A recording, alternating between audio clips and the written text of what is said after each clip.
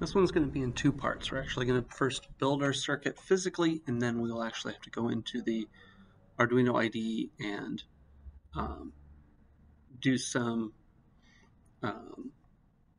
work in coding to make this work for the blinking circuit. So, but first let's construct our circuit. Now, if you already have the circuit from the previous lesson, where we just built the basic circuit that was always on, you're only going to do some modifications.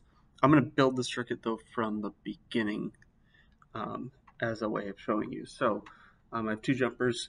I have a 220 ohm resistor. I have one LED. Of course, my breadboard and my UNO. So I'm going to start by hooking up a jumper from one of my digital pins. I'm going to use pin 2.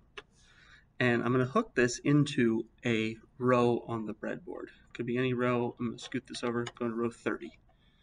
Okay, so I went from 2 to 30 as my positive cable, and then I'm going to take my 220 ohm resistor. I'm going to go from 30 to another row, if I can get it here. There it is. And I'm going to go to some other row. In this case, it spans about 6 rows. So my resistor is a little uncooperative, but that's all right. We'll get it. So, I think that'll be pretty close. Probably in there enough. Now my LED, I'm going to go from row 36. So, right, the resistor's got to be somewhere along the line here in between the one. Really, it doesn't matter where it is in the whole process.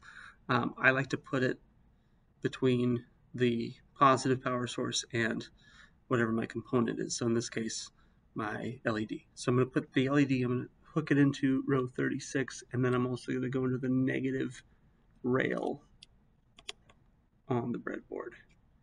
And then, of course, it doesn't matter which one I go into.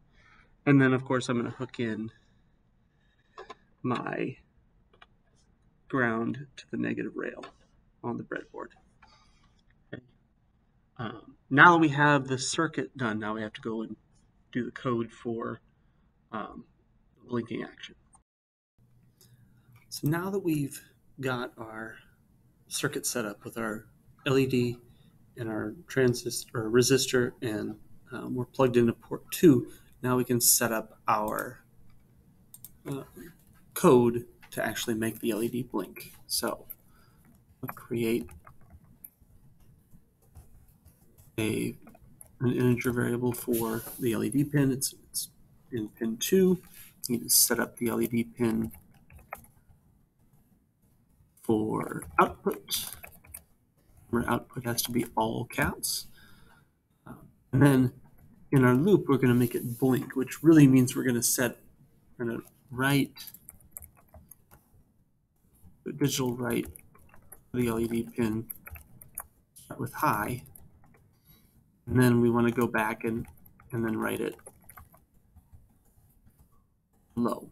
Now, if I just did this, here's what the problem would be. It would run so fast that I probably wouldn't see anything. I wouldn't see a difference because it would be so quickly running the code. It would go back and forth between high and low.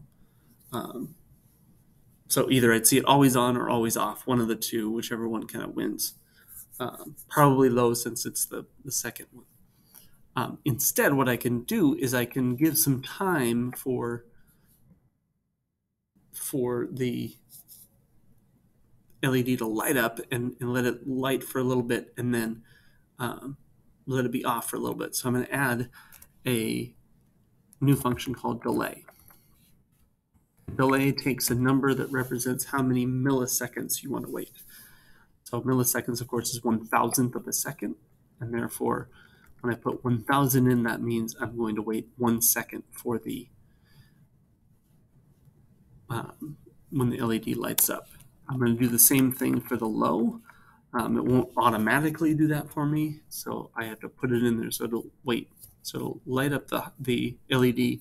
It will wait a second, then it'll light up then it'll turn off the LED, and then it'll wait another second, and it just repeatedly does that. Right?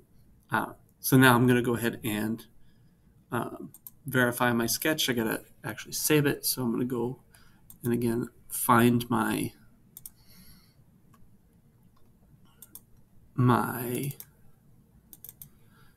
digital electronics one. This one's I'm going to call it LED blink. Save it. Looks like it's verified, so I'm going to go ahead and upload.